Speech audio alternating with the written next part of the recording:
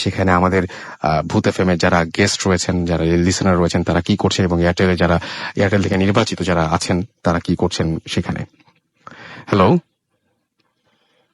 Hello আমরা কথা বলছি চট্টগ্রামে আমাদের ওইখানে সাদ রয়েছেন এবং আমাদের আউটডোর ব্রডকাস্টার, এবং আমরা সাদের সাথে কথা বলছি। সাদকে আমাদের শুনতে পাচ্ছেন? রাশিদ ভাই, আমি যেটা বলছিলাম, আমি এই মুহূর্তে চিটংয়ের ফয়েজ লেকে আছি। আমি আমার পজিশনটা প্রথমে বলিনি, আমি যেই জায়গাটা আছি ফয়েজ লেকে, আপনি নিশ্চয়ই জানেন এবং আমাদের লিসেনাররা জানা শুনছে তারা অনেকেই জানেন যে ফয়েজ লেক হচ্ছে অনেকগুলো ছোট ছোট পাহাড় মধ্যে একটা লেকের মতো। ফয়েজ লেকটা হচ্ছে এরকম। আমরা এই মুহূর্তে একটা আছি এর ভিতরে অনেকটা দুর্গম সাইডে একটা পাহাড়ের ঠিক গোড়া দিয়ে। আর এই এই ফয়েজ লেক নিয়ে অনেক ধরনের গল্প অনেক সময় শুনেছি, কিন্তু মানে আজকে প্রথম এসে এখানকার কিছু মানুষদের কাছ থেকে যেসব এক্সপিরিয়েন্স শুনলাম এবং এই মুহূর্তে আমার যে পজিশনটা যেটা বললাম, মানে অন্যরকম একটা অনুভূতি। আমি অনেক সময় অনেক জায়গায় এরকম রাতে অ্যাডভেঞ্চারে গিয়েছিলাম, কিন্তু এই জায়গায় যে গা ছমছম করে একটা ভাব এখন, এবং কোনো চারদিকে কোনো আলো নেই, পুরো অন্ধকার, এবং ব্যাঙের কিছু ডাক শোনা যাচ্ছে ব্যাকগ্রাউন্ডে। আমি জানি না আপনি শুনতে পাচ্ছেন? আমি শুনতে পাচ্ছি না, তবে একটা জিনিস আমরা বলবো যে আমরা কিন্তু যা ঘটছে এবং সেখানে যে ঘটনা, সেই ঘটনাগুলো আমরা এখন ডিসক্লোজ করবো না। এটার জন্য আমাদের লিসনারদের অবশ্যই আগামী সপ্তাহ পর্যন্ত ওয়েট করতে হবে। এবং সাদ আমাকে কথা দিয়েছে যে সেদিন, যদিও সে আউটডোর থেকে সবসময় আমাদের সাথে যোগাযোগ করে, বাট সেদিন সে স্টুডিওতে থাকবে। রাইট সাদ? হ্যালো। হ্যাঁ সাদ, আমি একটা কথা বলতে চাই, সেটা হচ্ছে যে আমাদের সঙ্গে, আপনার সঙ্গে এই মুহূর্তে যারা রয়েছেন, হ্যাঁ, তাদের সাথে আমরা কি একটু কথা বলতে পারি নাকি, যারা যারা এখন ওখানে ঘটনাগুলো এক্সপেরিয়েন্স করছেন এই মুহূর্তে? আমি আমি কথাটা বুঝতে পারিনি। আমার সাথে আপনি যেটা বলছিলেন প্রথমে। আচ্ছা, আমি আমি আমি বলছিলাম যে আমরা কোনো ঘটনা আজকে ডিসক্লোজ করব না এই মুহূর্তে। আমরা আগামী সপ্তাহের জন্য সবাইকে সেজন্য ওয়েট করতে হবে যে কি ঘটেছে সেখানে, সেটা জানার জন্য। আর এই মুহূর্তে কি আপনার সঙ্গে যারা রয়েছেন তাদের সাথে কি আমি একটু কথা বলতে পারি নাকি? আমার সাথে এই মুহূর্তে হচ্ছে আমাদের পরিচিত কিছু, আমাদের লিসনারদের সবার পরিচিত কিছু মানুষ আছে, এবং তার চেয়ে বড় কথা হচ্ছে আমাদের সাথে আমাদের কিছু খুব অ্যাডভেঞ্চারাস বন্ধু আছে যারা হচ্ছে আমাদের ভূত এফএম এর রেগুলার লিসনার, এবং তারা সবাই আজকে খুব বেশি এক্সাইটেড, কারণ হচ্ছে এরকম একটা এক্সপিরিয়েন্স তারা করতে পেরে। এবং মানে আমি বোঝাতে পারবো না কি ধরনের এক্সপিরিয়েন্স। যদি আপনি সরাসরি আমার জায়গাটা থাকতেন তাহলে বুঝতে পারতেন যে এই ধরনের এতদিন শুধু ভূত এফএম এর গল্প শুনে এসেছি, এবং মানে এই মুহূর্তে অবস্থাটা আমাদের লিসনাররা যেন শুনতে পারতেন, তারা কতটুকু ফিল করতে পারছেন আমি জানি না। আসলে জিনিসটা আসলে অন্যরকম একটা মানে, আর একটা জায়গা সম্পর্কে যখন একটা গল্প বা কাহিনী প্রচলিত হয়ে যায়, সেই জায়গাটা যখন সশরীরে একটা মধ্যরাতে এসে থাকা হয়, মানে আসলেই সেটা অন্যরকম একটা।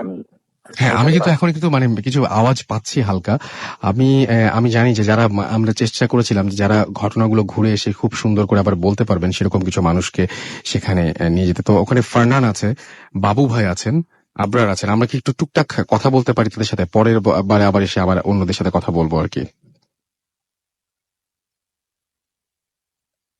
হ্যালো। হ্যাঁ রাসেল ভাই। হ্যাঁ, আমরা জানি যে ওখানে যারা আছেন, যেমন বাবু ভাই, ফারনান, আবরার ভাই, এরা আছেন। তো আমরা কি তাদের সাথে একটু কথা বলতে পারি? অবশ্যই অবশ্যই। আমার আচ্ছা, এই মুহূর্তে আমি বাবু ভাইকে দিচ্ছি কথা বলার জন্য। বাবু ভাই তার এক্সপিরিয়েন্স শেয়ার করবে। হ্যাঁ বাবু ভাই, আমি প্রথমে জানতে চাচ্ছি যে আপনার আসলে, শুধু আমরা ছোটখাটো কিছু জিনিস জানবো যে এই মুহূর্তে আপনার কেমন লাগছে ওই জায়গাটায়।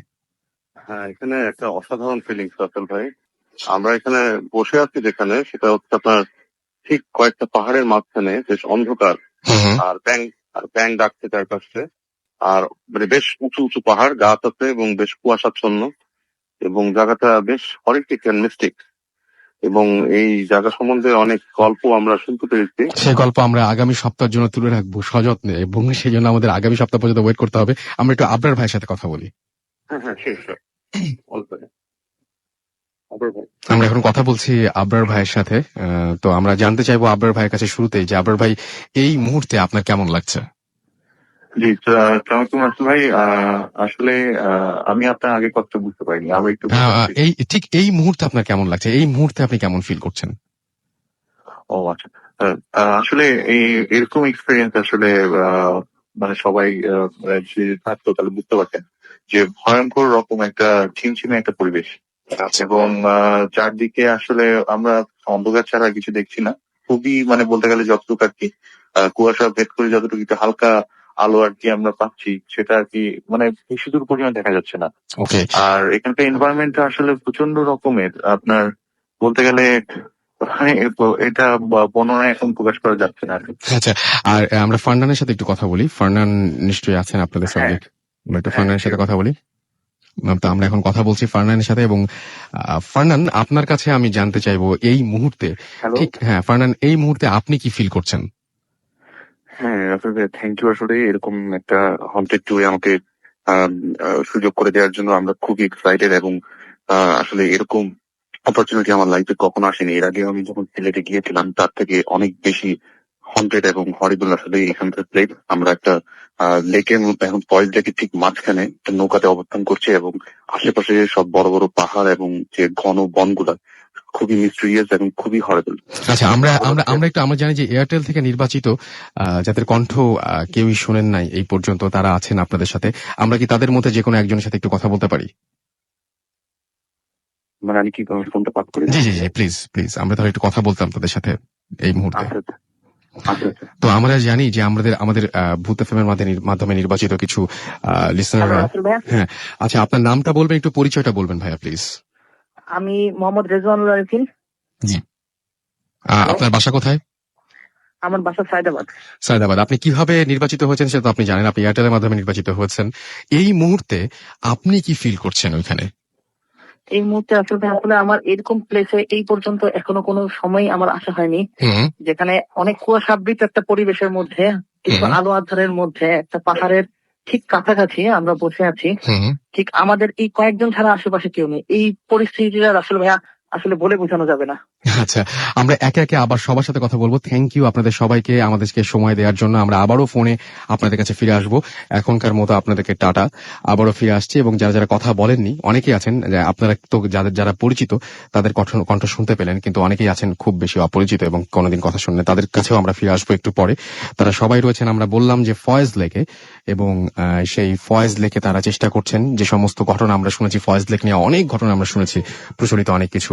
এবং আমি একজনকে জিজ্ঞেস করেছিলাম, আমি কথা প্রসঙ্গে জিজ্ঞেস করেছিলাম যে আচ্ছা ভাই, ফয়েজ লেকে কি আছে, কি হয় সেখানে? উনি একদম চমকে উঠে বলেন যে কি হয় মানে, এখানে তো মারমেড আছে। আমার মনে হয় যে দেখা যাক কি দেখতে পারেন তারা। সেই জন্য অবশ্যই আপনাদেরকে আগামী সপ্তাহ পর্যন্ত ওয়েট করতে হবে। এবং আমরা চেষ্টা করেছি যারা শুধুমাত্র ঘটনা ভালো উপহার দিয়েছেন শুধু তাই না, যারা ওখানে দেখে এসে আপনাদেরকে আবার সুন্দর করে বুঝিয়ে বলতে পারবেন, সেই সমস্ত মানুষদেরকে সিলেক্ট করতে। এবং সেই সাথে আরো অনেকেই আছেন এখানে সিলেক্টেড, চট্টগ্রামের স্থানীয় মানুষও আছেন আমরা সিলেক্ট করেছি সেরকম একজনকে, যিনি ওই ঘটনাগুলোও জানেন। সেরকম একজনও মানুষ আছেন, আমরা চেষ্টা করবো তাকে ঢাকায় নিয়ে আসার, বা আজকে একটু পরে আমরা তার সাথেও কথা বলবো। আপাতত আমরা চলে আছি স্টুডিওতে আমাদের যে সমস্ত গেস্ট রয়েছেন তাদের কাছে। এবং প্রথমে আমি যাব আরিফিন ভাইয়ের কাছে। এবং আরিফিন ভাই, আপনার পুরো নামটা একটু বলবেন এবং কোথা থেকে আপনি এসেছেন, যদি একটু প্লিজ বলতেন। আমার নাম মোহাম্মদ সাইফুল আরিফিন। আমি এইচএসবিসি ব্যাংকে ইন্টারনাল অডিট ডিপার্টমেন্টে আছি। ওকে, তো আমরা সরাসরি ঘটনায় চলে যাই। আমার ঘটনাটা রাসেল ভাই 2000 সালের ঘটনা। এটা সোল্লা জমিদার বাড়ির ঘটনা। সোল্লা ডাকাতিয়া নদীর ওই পারে, এই পারে হচ্ছে চাঁদপুর, ওই পারে হচ্ছে সোল্লা গ্রামটা। তো গ্রামটা তখন পর্যন্ত, আমি যখন গিয়েছি তখন পর্যন্ত আমি দেখেছি কোনো ইলেকট্রিসিটি পৌঁছায়নি ওখানে। তো আমি যাওয়ার পরে আমার প্রথমে আমি ঘটনার মধ্যে চলে যাচ্ছি। জমিদার বাড়িতে আমি যখন ঢুকবো, শুরুতেই একটা লোহার গেট পার হয়ে কিছু দূর যাওয়ার পরে ডান দিকে একটা ছোট্ট দিঘি, বামে হচ্ছে 200 বছরের পুরানো একটা পাথরের মসজিদ, তার সাথে একটা গ্রেভইয়ার্ড, এবং সোজা সামনে তাকালে বিশাল জমিদার বাড়িটা দেখা যায়। তো জমিদার বাড়িটা বাইরে দিয়ে রেনোভেট করা ছিল, কিন্তু ভেতর দিকে কোথাও কখনো হাত দেওয়া হয়নি। ঘরগুলো ওইভাবেই পরিত্যক্ত অবস্থায় পড়ে থাকতো এবং তালামারা অবস্থায়। তো জমিদার বাড়ির ভিতরে লোহার গেট দিয়ে ঢুকে ভিতরে চলে গেলে কিছু দূর গেলে একটা উঠান মতো জায়গা, তার ওপারে আমার মামা বাড়ি ছিল, দোতলা একটা বাড়ি, ওখানে আমরা থাকতাম। তো যেটা আমি বলতে চাচ্ছিলাম যে জমিদার বাড়ির ঠিক ডান দিক ঘেঁষে একটা জংলা মতো ছিল, তার সাথে একটা বিশাল বড় বনের মতো একটা। তো ওখানে ওরা বলতো যেটা আম বাগান। তো আমি ওখানে আম গাছও দেখেছি, বিভিন্ন প্রজাতির বড় বড় গাছ দেখেছি। তো কিছু কাহিনী ছিল ওই আম বাগানকে ঘিরে, কিছু কাহিনী ছিল জমিদার বাড়িকে ঘিরে। তো একটা খুব মজার কাহিনী, খুব প্রচলিত একটা কাহিনী আছে, যেটা আমি গ্রামে গিয়ে অনেক বয়স্ক মানুষদের মুখে শুনেছি। সেটা হচ্ছে যে জমিদার সাহেব আজ থেকে 150-200 বছর আগে ব্রিটিশ অ্যাপয়েন্টেড জমিদার যারা ছিলেন, তারা এতটাই ফেরোসাস ছিলেন যে তারা কাউকে কখনো টর্চার করার সময় বা কাউকে শাস্তি দেওয়ার সময় কখনো পিছপা হতেন না। একবার এরকম একটা ঘটনা ছিল যে একবার উনি ওনার বিচার কার্য চালাচ্ছিলেন হল ঘরে বসে, বিশাল হল ঘরে বসে। ওই মুহূর্তে ঘোড়ার খুরের আওয়াজ হয়, প্রচুর ঘোড়ার খুরের আওয়াজের জন্য ওনার বিচার কাজটা ব্যাহত হয়। তো ব্যাহত হওয়ার পরে উনি ওনার সেনাপতিকে হুকুম দেন যে ধরে নিয়ে আসো কার ঘোড়ার খুঁড়ে আওয়াজের জন্য বিচার কাছ থেকে গেছে। তো ওনার সেনাপতি তখন যাকে ধরে নিয়ে আসে দেখা যায় যে উনি ঘোড়সওয়ার ছিলেন, ঘোড়ার গাড়ি ছিল, উনি ছিলেন একজন আফগান ভদ্রলোক। তো ওই ভদ্রলোক বিজনেস পারপাসে এই অঞ্চলে এসেছিলেন এবং ট্রান্সপোর্টেশন নিয়ে এই পথ দিয়ে যাচ্ছিলেন। তো ঠিক ওই মুহূর্তে ওনার উপর এত মেজাজ খারাপ হয় জমিদারের, যে উনি হুকুম করেন যে ওর হাত পা সব কেটে ফেলো এবং হাত পা কেটে ওকে পঙ্গু করে ওর ঠিকানায় ওর মৃতদেহ পাঠিয়ে দিবা। যদিও বেঁচে থাকে তাহলে ওই আমবাগানের ভিতরে, যে আমবাগানের কথা আমি বললাম, ওই আমবাগানের ভিতরে ওনার দুইটা ছোট ছোট পুকুর ছিল, একটার নাম হচ্ছে সোনা পুকুর, একটা রূপা পুকুর। ওই সোনা পুকুর এবং রূপা পুকুরে উনি ক্যাটফিশ টাইপের কিছু মাছ পালতেন, বড় বড় মাগুর মাছ, যেগুলো রাক্ষসে মাছ বলে। তো ওগুলা মানুষ খেকো। এবং যারা উনার টর্চারের পরে বেঁচে যেত, ফাইনাল টর্চারটা ছিল ওনার ওই মানুষগুলাকে ওই পুকুরে নিয়ে ফেলে দেওয়া হতো, তারপরে যদি কেউ সার্ভাইভ করতে পারে তাকে ছেড়ে দেওয়া হতো, which was quite impossible. ওকে, তো উনাকে যখন হাত পা এভাবে কেটে ফেলা হয়, হাত পা কেটে পঙ্গু অবস্থায় লোকটা বেঁচে ছিল, আফগান ভদ্রলোক বেঁচে ছিল, ওই অবস্থায় ওনাকে নিয়ে সোনা পুকুরে ফেলে দেওয়া হয় এবং ক্যাটফিশ তাকে খেয়ে ফেলে। ওই দুমড়ানো মুচড়ানো মৃত গলিত ওই লাশটা পরে মারা যায়। ওই লাশটা পরে গ্রামের একটা শেষ প্রান্তে নিয়ে একটা ঝোপ মতো জায়গায় দাফন করে দেওয়া হয়। তো ঘটনাটা ওখানেই শেষ।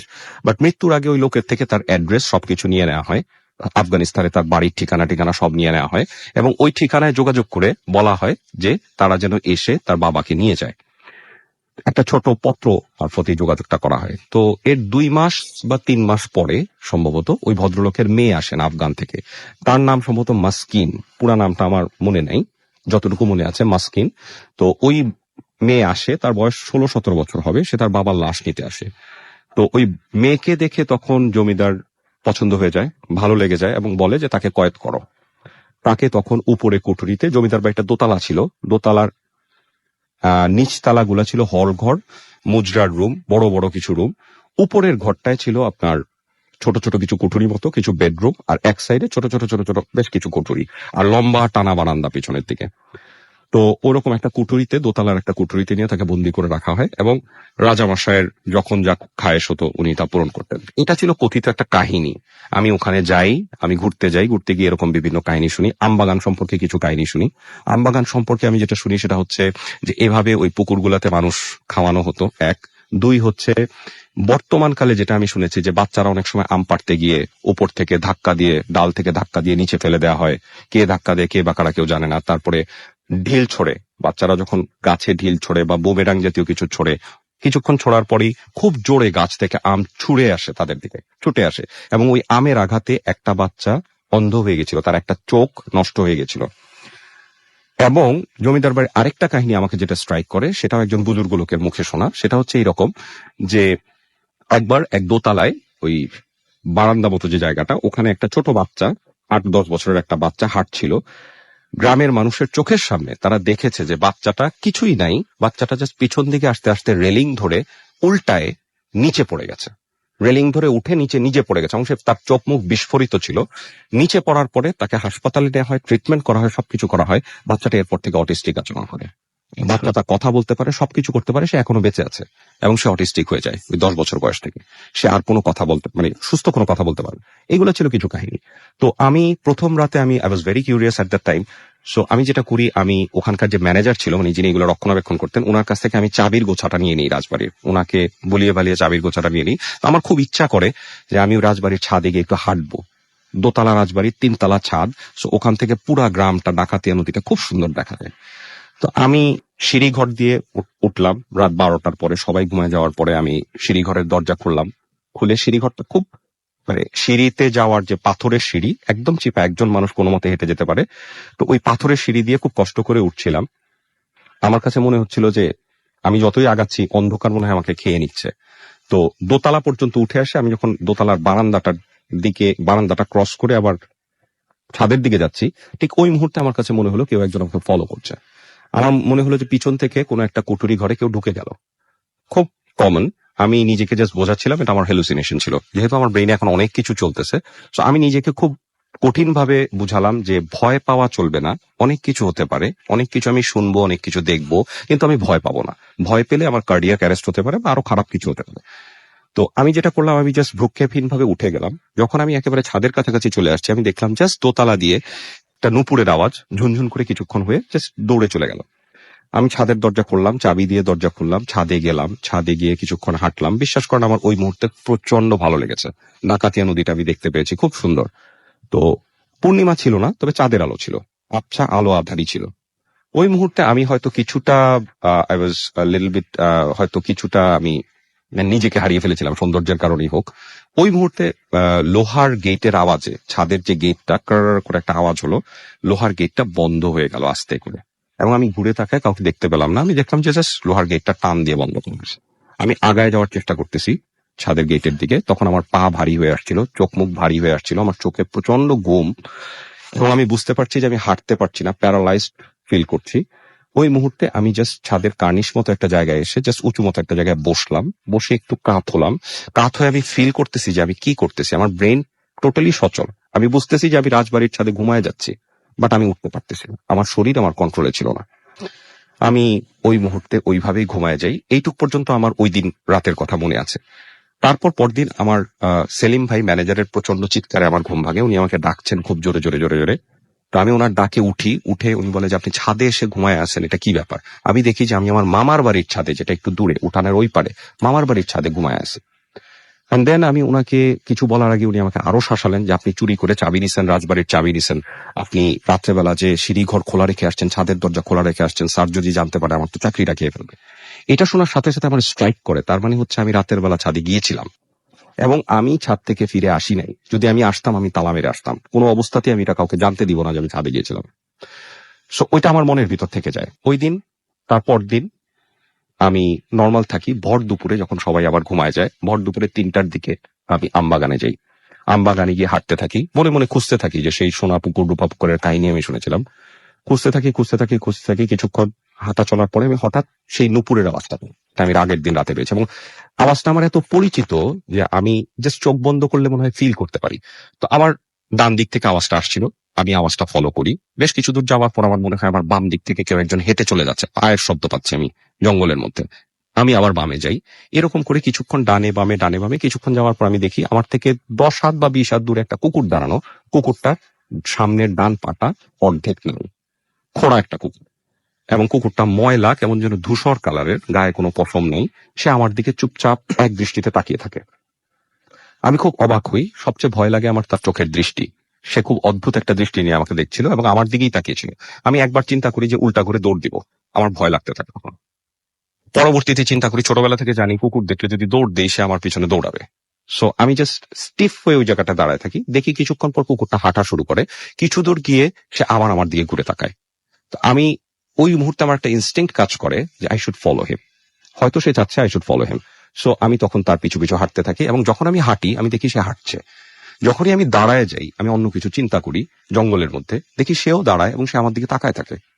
তো এরকম কিছুক্ষণ তাকে ফলো করতে করতে করতে করতে করতে করতে খুব সুন্দর নিরিবিলি একটা ফাঁকা মতো জায়গায় আমি চলে আসি, যেখানে আমি দেখি ছোট্ট একটা মরা পুকুর। আমি মনে মনে ধরে নিই এটাই হয় সোনা পুকুর বা রূপা পুকুরের এক। আমি ধরে নিই এটা সোনা পুকুর। সেই পুকুরটার পাশে আমি যাই, পুকুরটা আমি দেখতে পাই মরা পুকুর, হাঁটু পানি আছে ওখানে, এখনো শ্যাওলা পড়া, একদম ময়লা। তো ওখানে পাথরের মতো একটা বসার জায়গা আছে, আমি ওই পাথরে গিয়ে একটু বসি চুপচাপ পুকুরটার দিকে তাকিয়ে থাকি এবং চিন্তা করতে থাকি যে আজ থেকে 150 বছর আগে কি হতো, সত্যি হতো কিনা। হঠাৎ আমার খেয়াল হয় যে ঠিক আমার পাশে যে পাথরের অংশটা আছে, ওই অংশটার মধ্যে কিছু ভাত ফেলা আছে। ভাতগুলো আমি হাতে নিয়ে আমি চাপ দিয়ে দেখি ভাতগুলা অনেকটাই গরম। শীতকালে ওই মুহূর্তে ওই জঙ্গলের মধ্যে কেউ ভাত ফেলে গেলে 1 ঘন্টার মধ্যে ওগুলো শক্ত হয়ে যাওয়ার কথা। বাট আমি দেখি ভাতগুলো অনেকগুলাই গরম, এবং আমি ভাতগুলা নিয়ে নিজের অজান্তেই আমি পুকুরে ছুঁড়ে মারি। ছুঁড়ে মারার সাথে সাথে আমার একটা কাহিনী মনে আসে যে আমি গ্রামের মানুষের মুখেও শুনেছি যে আর কিছু যখন খাওয়া দেওয়ার থাকতো না ক্যাটফিশ গুলাকে, রাজা তার খাওয়ার প্লেট থেকে খাওয়া শেষ করে কিছু ভাত নিয়ে জঙ্গলে আসতেন, আমবাগানে আসতেন, আমবাগানে এসে কিছু ভাত ছুঁড়ে দিতেন। জাস্ট এই জিনিসটা আমার মনে পড়ে, এবং মনে পড়ার সাথে সাথে আমার বিস্ফোরিত চোখে আমি খেয়াল করি পুকুরের ওই পারে মোটা একটা আম গাছ থেকে অর্ধেক বের হয়ে মেয়ে, 7-8 বছর বয়স হতে পারে, অসম্ভব রূপবতী একটা মেয়ে, যার চুলগুলা হাঁটু পর্যন্ত খোলা, সে চুপচাপ দাঁড়িয়ে বিস্ফোরিত চোখে আমাকে দেখছে, এবং তার হাঁটুর কাছে সেই খোড়া কুকুরটা দাঁড়ানো। আমি কতক্ষণ বিকারহীন ভাবে দেখার চেষ্টা করি, বোঝার চেষ্টা করি যে আমি যা দেখছি তা ঠিক কিনা। আমি ঠিক একটা সময় উঠে দাঁড়ায় পুকুর ক্রস করে তার দিকে হেঁটে যাই। কিছু দূর হেঁটে যাওয়ার পর সে সামনে হাত বাড়িয়ে ইশারা করে থেমে যাওয়ার জন্য। আমি থামি না, আমি আরো কিছু দূর আগাই। কিছু দূর যখন তার 20 হাতের মতো কাছাকাছি আমি চলে আসি, তখন দেখি সে হাত উঠানো, সে পিছনে সরে যাচ্ছে এবং আমি আগাচ্ছি, সে পিছনে সরছে। এই করতে করতে একটা সময় দেখি সে উল্টা ঘুরে হেঁটে চলে যাচ্ছে এবং কুকুরটা তার সাথে হেঁটে চলে যাচ্ছে। আমি তাকে ফলো করতে থাকি। আমরা 10 মিনিটের মতো এলোমেলো হাঁটি আমি তাকে ফলো করে। সে একটা নির্দিষ্ট পেসে হাঁটতেছে, এর বেশিও এর কমও না। আমিও একটা নির্দিষ্ট পেসে তার পিছনে পিছনে হাঁটছি। একটা সময় আমি আরো খোলা মতো একটা জায়গায় চলে আসি, যেখানে আমি আরেকটা পুকুর খুঁজে পাই। এই পুকুরটা it was even more beautiful than the earlier one. And আমি ফিল করি যে আমার অসম্ভব ঠান্ডা লাগছে ওই জায়গাটায় এসে, প্রচন্ড ঠান্ডা। নর্মাল বনের যে টেম্পারেচার ছিল আর এখানকার যে টেম্পারেচার, দুইটা কমপ্লিটলি দুই রকম। আমি ওই পুকুরটার পাড়ে দেখি ওই মেয়েটা গিয়ে চুপচাপ পুকুরটার পাড়ে গিয়ে বসে, কুকুরটা তার পাশে বসে থাকে এবং আমি চুপচাপ ওই 20 হাত মতো ডিস্টেন্সে চুপচাপ দাঁড়ায় কিছুক্ষণ দেখি। মনে মনে চিন্তা করতে থাকি আমি আর ফিরে যেতে পারবো কিনা, বিকাল হয়ে যাচ্ছে, আমি ফিরে যেতে পারবো কিনা। জাস্ট এই চিন্তাটা যখন থেকে আমার মাথায় খেলতে থাকে। এর পরবর্তীতেই আমি দেখি মেয়েটা সম্ভবত হাত উঠায় ইশারা করে কুকুরটাকে, হাত উঠায় আঙ্গুল দিয়ে ইশারা করে এবং কুকুরটা তার ইশারা মোতাবেক একটা বনের একটা কোণা দিয়ে হেঁটে গিয়ে দাঁড়িয়ে আমার দিকে তাকিয়ে থাকে, গাছের নিচ থেকে আমার দিকে তাকিয়ে থাকে। তো আমার কাছে মনে হচ্ছিল ঠিক যেইভাবে আমি কুকুরটাকে ফলো করে এসেছি, আমি কুকুরটাকে ফলো করি। মেয়েটা চাচ্ছে, আমি কুকুরটাকে ফলো করি, পিছন পিছন হাঁটতে থাকি। হাঁটতে হাঁটতে একটা সময় আমি দেখি যে অনেকক্ষণ, প্রায় 30 মিনিট হাঁটার পরে আমি দেখি যে একটা সময় আমি রাজবাড়ি দেখতে পাচ্ছি, আচ্ছা দেখতে পাচ্ছি। তার মানে আমি বাইরের দিকে চলে আসছি এবং আমি তখন হেঁটে বাইরে চলে আসি। ওই দিনকার কাহিনী এতটুকুই ছিল। এর পরবর্তী কাহিনীটা ছিল এই যে আমি সেই দিন রাত্রেবেলা আবার 12টার পরে আমি চাবি নিয়ে রাজবাড়িতে যাই। রাজবাড়িতে তালা খুলে সেই সিঁড়িঘর দিয়ে উঠি, উপরে উঠি, দোতলার ঘরগুলো আমি একটু চেক করি। একটা ঘরের পাশে দিয়ে যাওয়ার সময় আমি হালকা হারমোনিয়ামের আওয়াজ শুনতে পাই। আমি সেই লোহার দরজার মধ্যে, ঘরের লোহার দরজার মধ্যে কান পাতি। কান পেতে আমি আওয়াজটা খুব আস্তে শুনতে পাই। আস্তে আস্তে আস্তে আস্তে আমি কিছু তবলার আওয়াজ শুনতে পাই। তারপরে আস্তে আস্তে আরো কিছু ইনস্ট্রুমেন্টাল আওয়াজ শুনতে পাই এবং সেই আওয়াজগুলো শোনার পরে আমি কিছুটা হয়তো মোহাবিষ্ট হয়ে পড়ি। এত সুন্দর আওয়াজ এবং ভিতরে মুজরার আওয়াজ আসতে থাকে। It was amazing in one word. তো তখন আমি তালা খুঁজে বের করি, তালার মধ্যে নাম্বার দেওয়া আছে 21। আমি চাবি 21 খুঁজে বের করে ওটা খুলে ফেলি। খুলে ভিতরে দেখি ঘুটঘুটে অন্ধকার এবং প্রচন্ড গরম একটা বাতাস আমার মুখে এসে লাগে। আমি জানি না কত বছর ওটা ওভাবেই বন্ধ করে ফেলা আছে। আমি ভিতরে ঢুকি, টর্চ দিয়ে দেখি, ঘোরাঘুরি করি, তারপর আবার বাইরে আসি। আরো কিছু রুমের পাশ দিয়ে হেঁটে যাচ্ছি। হঠাৎ একটা রুমের পাশ দিয়ে হেঁটে যাওয়ার সময় আমি গোঙানির মতো কান্নার আওয়াজ শুনতে পাই। আমার কাছে মনে হয় ভিতরে কেউ কাঁদছে। আমি চাবি বের করে আবার সেই রুমটা খুলে সেই কুঠুরি মতো রুমটায় ঢুকে প্রচন্ড পচা একটা বোটকা গন্ধ। আমি সেই রুমটার মধ্যে টর্চ জ্বেলে দেখার চেষ্টা করি। মাকড়সার জাল দিয়ে ঘেরা পাথরগুলো, পাথরের দেয়াল, সেখানে ইট দিয়ে কিছু ড্রয়িং করা, নৌকা আঁকা, পতাকার মতো আঁকা, মানে বাচ্চারা যেভাবে ড্রয়িং করে ঠিক ওরকম কিছু ড্রয়িং আমি খুঁজে পাই দেয়ালের মধ্যে। এবং এক জায়গায় টর্চ মারতে মারতে আমি এক জায়গায় একটা মানে কবিতার মতো একটা লেখা খুঁজে পাই, ভাঙা ভাঙা বাংলায় লেখা, যেতে হবে চলে যাও, আসবো না ফিরে কখনো, টান দিয়ে নিচে লেখা তুগ্নি। তো আমার মাথায় এই নামটা থেকে যায়, স্ট্রাইক করে, তুগ্নি। আমি নামটা ক্যারি করি এবং আমি এই নামটা নিয়ে যখন চলে আসার সময় আমি বারান্দার মধ্যে একটা নূপুরের ভাঙা অংশ পাই, রূপার নূপুরের একটা ভাঙা অংশ, চিকন ভাঙা অংশটা আমার টর্চের আলোতে পড়ে, আমি উঠে পকেটে রেখে দিই। দেন আমি হেঁটে চলে আসি। আমি যখন সিঁড়িঘর দিয়ে ক্রস করছি ওই রাতে, যখন নেমে আসবো, আমি পরিষ্কার ফিল করি রাসেল ভাই কেউ আমাকে পেছন থেকে পুশ করেছে। আমি পড়ে যাচ্ছিলাম, সিঁড়িঘরটা ঘোরানো, চুরির মতো ঘোরানো। ওই সিঁড়িঘর দিয়ে উঁচু সিঁড়ি, আমি খাড়া সিঁড়ি দিয়ে ব্যথা পেতে পেতে আমার ছিলে যায়, হাঁটু ছিলে যায়, হাতে ব্যথা পাই। ব্যথার দিকে আমার কোনো কনসেন্ট্রেশন ছিল না, আমার হাত মাথায় ধরা ছিল জাস্ট। আমি পড়তেও চিন্তা করতেছিলাম আমার পিঠের মধ্যে টাচটা কিসের ছিল। ইট ওয়াজ সো ক্লিয়ার। দেন আমি নিচে যখন পড়ে যাই, আমি উঠে দাঁড়ায় আমি ওই সিঁড়িঘর দিয়ে, আমার প্রচন্ড ভয়ের মধ্যেও আমার একটা ইনস্টিংক্ট কাজ করে যে কেউ একজন ওই সিঁড়িতে দাঁড়ানো। আমি সিঁড়ি দিয়ে উঠে যাওয়ার চেষ্টা করি।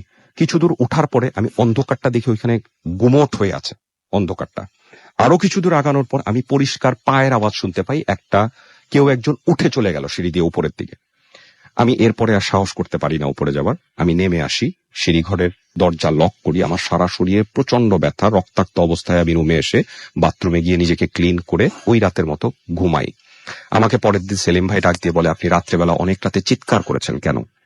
আমি বলি, আমি তো কোনো চিৎকার, কোনো শব্দ করিনি। যাই হোক, এটা নিয়ে ওনার সাথে আমার কিছু কথাবার্তা হয়। সেই দিন আমি দুপুরবেলা আবার আমবাগানে যাই। আবার আমবাগানে ঠিক সেই সেম সিকোয়েন্স গুলা হয়। আমার প্রচন্ড ব্যথা শরীরে। আমি যখন হেঁটে যাচ্ছি, পাশে দিয়ে ডাব গাছ থেকে প্রচন্ড জোরে ডাব পড়তেছে, মানে জাস্ট আমার হয়তো 6 ইঞ্চির ভিতর দিয়ে ডাবটা পড়ছে। হয়তো আমার মাথায় পড়লে আমি আই ওয়াজ ডেড। তারপর এরকম কিছু ঘটনা ঘটছে। আমি ঠিক ওইভাবে ওই বনের মধ্যে তখন ওই কুকুরটাকে খুঁজে পাই। কুকুরটা আবারও আমাকে পথ দেখায় নিয়ে যায় এবং আমি তাকে ফলো করে করে করে করে ওই পুকুরের কাছে চলে যাই। প্রথম পুকুরটার কাছে চলে যাই, পুকুরের পাড়ে বসি, কিছুক্ষণ বসে থাকি। আমি দেখি সেই আম গাছটার আড়াল থেকে মেয়েটা আমাকে দেখছে।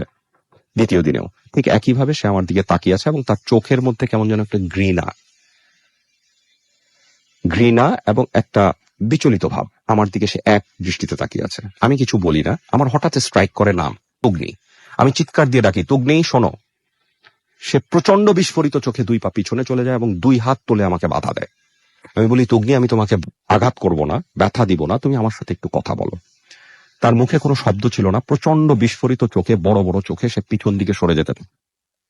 আমি বুঝতে পারি যে তাকে আমি ধরতে পারবো না, তাকে আমাকে কোনোভাবে ডেকেই আনতে হবে কাছে। আমি ওখান থেকে উঠে যাওয়ার সময় হয়তো কিছুটা এক্সাইটেড ছিলাম, তার সরে যাওয়া দেখে আমার সাহসটা বেড়ে যায়। উঠে যাওয়ার সময় আমার পা পিছলায়, আমি অলমোস্ট পুকুরের দিকে চলে যাচ্ছিলাম। পাথরে আমার হাঁটু বাড়ি খায়, অল্পের জন্য আমার মাথাটা বাড়ি খায়নি। মাথা বেড়ে খেলে আমি ওখানে হয়তো পড়ে যেতাম। আমি জাস্ট বুঝতে পারলাম যে এরপরে আর আগানোটা আমার লাইফ রিস্ক হতে পারে। আমি ওখান থেকে খুব কষ্টে উঠলাম, আবারও রক্তাক্ত অবস্থায়। আমি কোনোভাবে ঘুরতে ঘুরতে ঘুরতে ঘুরতে ওই দিন আমার প্রায় সন্ধ্যা হয়ে এসেছিল। আমি পথ খুঁজে পাচ্ছিলাম না। আমি যেখান দিয়ে বের হয়েছি সেটা ছিল একদম গ্রামের অন্য একটা প্রান্ত। সেই প্রান্ত দিয়ে বের হয়ে আমি কষ্ট করে ঘুরে রাত্রেবেলা বাসায় আসি এবং আমার সারা শরীর রক্তাক্ত থাকে। দেন ওই দিন রাতে আমি আমার মনসুন নানা, যিনি অনেক বয়স্ক ছিলেন, আমি ওনার কাছে জানতে চাই যে নানা, তুগ্নি নামে আপনি কাউকে চেনেন কিনা। হঠাৎ এই নামটা শুনে নানা একদম স্ট্রাইকিং, মানে শকিং দৃষ্টিতে আমার দিকে তাকিয়ে থাকে। তুমি কোথায় পেয়েছো, কেন জিজ্ঞেস করছো? ভালো কথা। আমি নানাকে ফোর্স করতে থাকি যে নানা, আমাকে তুগ্নির সম্পর্কে কিছু বলেন, আমি নিশ্চয়ই কিছু জানতে পেরেছি। নানা যেই কাহিনীটা বলে এটা ছিল এইরকম, যেই কাহিনীটা আমি একটু আগে বলেছি, যে আফগান ভদ্রলোককে যখন এনে মেরে ফেলে, ক্যাটফিশ দিয়ে তার লাশ খাইয়ে দেয়, এবং তার মেয়ে যখন তার মেয়েকে রাজামশাইয়ের ভালো লেগে যায়, তার মেয়ের সাথে অনেকদিন শারীরিক সম্পর্ক থাকার পরে তার মেয়ে একটা ছোট্ট বাচ্চা শিশু প্রসব করে, কন্যা শিশু। এই বাচ্চাটা এই রাজবাড়িতেই বড় হতে থাকে, একটা কুঠুরির মধ্যে বন্দী অবস্থায়। শুধু তার মার সাথে তাকে দেখা করতে দেওয়া হতো 2 বেলা, এছাড়া আর কারোর সাথে তার কোনো কানেকশন ছিল না। এবং ওই মেয়েটার নাম রাখা হয় তুগ্নি। এবং ওই মেয়েটাকে তার মা কিছু অক্ষর জ্ঞান দেয়। এটা তো এলাকাবাসীরাও জানেন।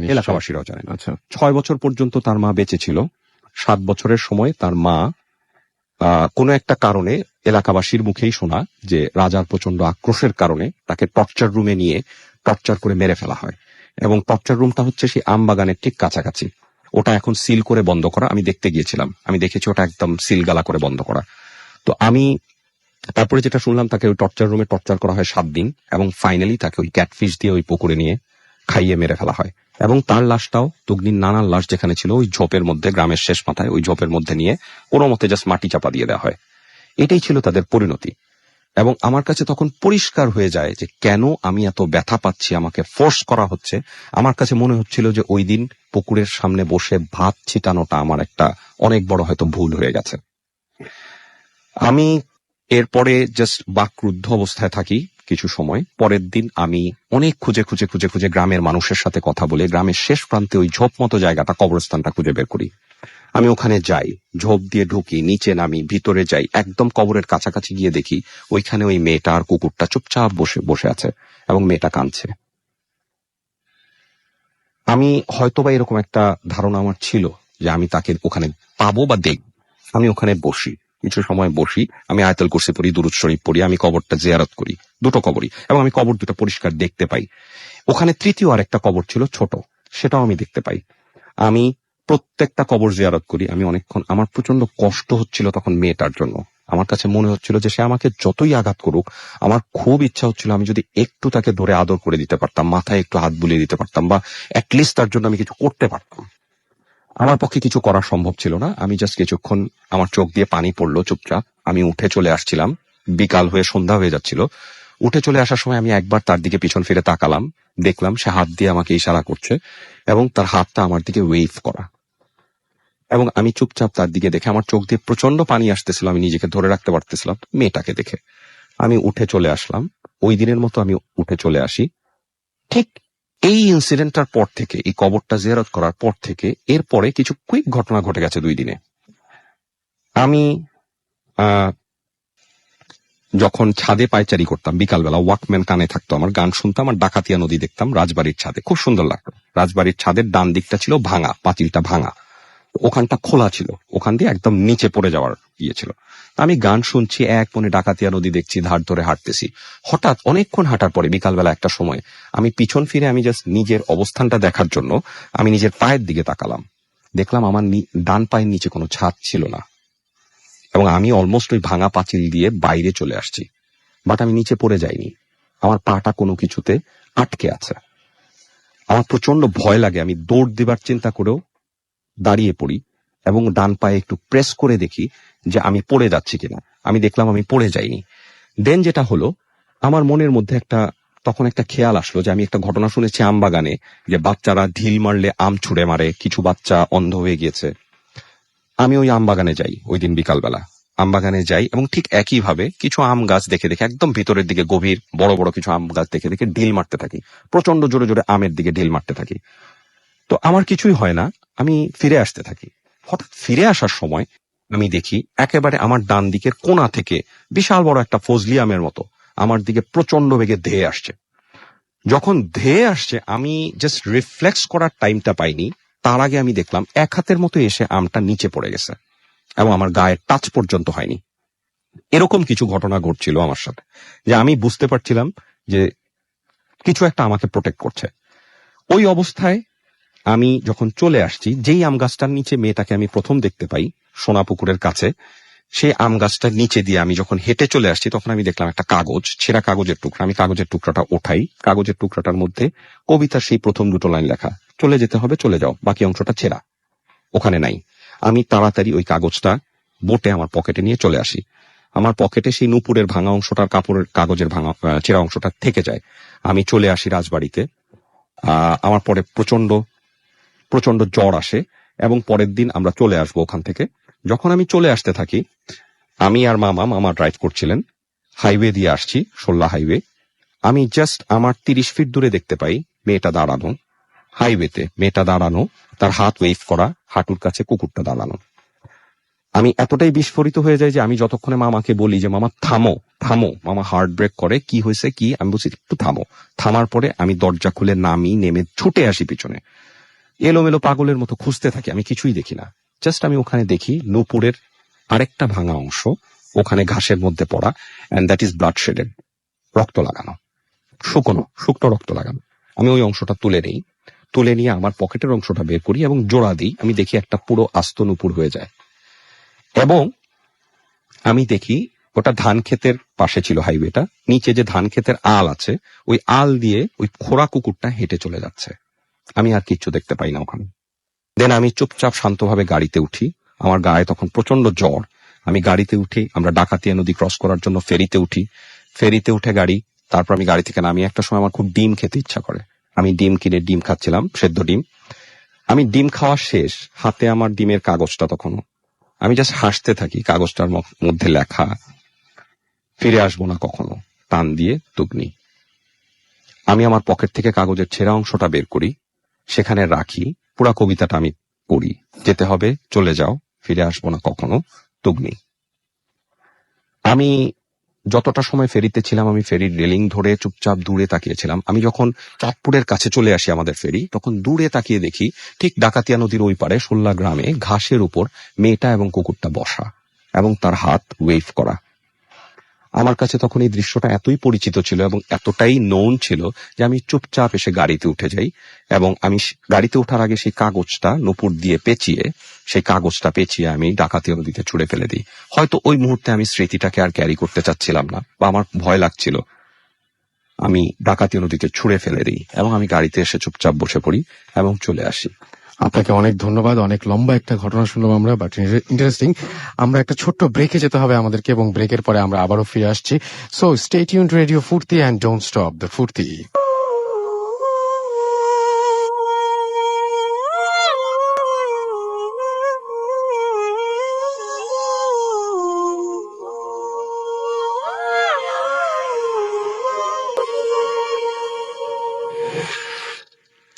শুনছেন সবসময় রেডিও ফুর্তি, আর আমি রাসেল আছি সাথে, এবং আমার সাথে রয়েছে মাসুম এবং আজকের অতিথিরা, সেই সাথে চট্টগ্রামে রয়েছে আমাদের দল। অনেকের SMS পাচ্ছি: মামুন, প্রীতম, তিশা, শামীম, হানিফ, সোহাগ, প্রান্ত, মানিক, সুমন, সিয়াম, সাইদুর, বিত্ত, আশিক, মোহনা, অ্যানি সহ আরো অনেকে, সবাই প্রশংসা করছেন স্টোরির। অনেকে বলছেন যে ঘটনাটা ভালো লেগেছে, অনেকেই বলছেন অনেক বেশি এক্সাইটিং লেগেছে ঘটনাটা, এবং অনেকে এরকম প্রশংসা করেছেন। Thank you. আমাদের গেস্টকে আমি ধন্যবাদ জানাচ্ছি, কারণ সমস্ত ক্রেডিট তার। আবার অনেকে সন্দেহ প্রকাশ করেছেন। প্রত্যেকটা ঘটনার পেছনে এরকম একটা ব্যাপার থাকেই। সো এটা নিয়ে আমাদের কিছু বলার নেই। আমরা শুধু জানতে চাই যে আপনারা এনজয় করেছেন কিনা, সেটা আমাদের জানিয়ে দিতে পারেন। আমাদের SMS করার নিয়ম হচ্ছে ফুর্তি লিখে স্পেস দিয়ে আপনার নাম লিখে স্পেস দিয়ে আপনার মেসেজ লিখে পাঠিয়ে দিন 9840 নাম্বারে। চলে যাচ্ছি আমরা আবার ঢাকা থেকে সরাসরি চট্টগ্রামে। হ্যালো। জি কৌশিক, আপনি হচ্ছে আমাদের সিলেক্টেড গেস্ট, যিনি চট্টগ্রাম থেকে জয়েন করেছেন আমাদের সাথে, রাইট? আচ্ছা, তো কৌশিক, আমি আপনাকে একটা জিনিস জিজ্ঞেস করবো যে এই তো নিজের জায়গা, একদম মানে চিরপরিচিত সেই ফয়েজ লেক, আপনি সেই জায়গারই বাসিন্দা, তারপরেও আজকে ভূত FM টিমের সাথে আজকের এই মুহূর্তটা আপনার কেমন লাগছে? জি, আজকে মানে ভালো লাগছে, কিন্তু আজকে যে আমরা এখন যে জায়গাটায় আছি সেটা খুবই মানে একটা হন্টেড জায়গা, কারণ এখানে চারপাশে পাহাড় আর মানে মাঝখানে আমরা আছি। আপনি তো আমাকে বলেছিলেন বোধহয় যে এই এলাকায় মারমেডও দেখা যায়। জি জি জি। আচ্ছা, তো এমনিতে এনজয় করছেন তো, তাই তো? বুঝিনি। এনজয় করছেন তো? হ্যাঁ, এনজয় করছি। আসলে মানে হন্টেড একটা মানে হরর পরিবেশ, চারদিকে কুয়াশা।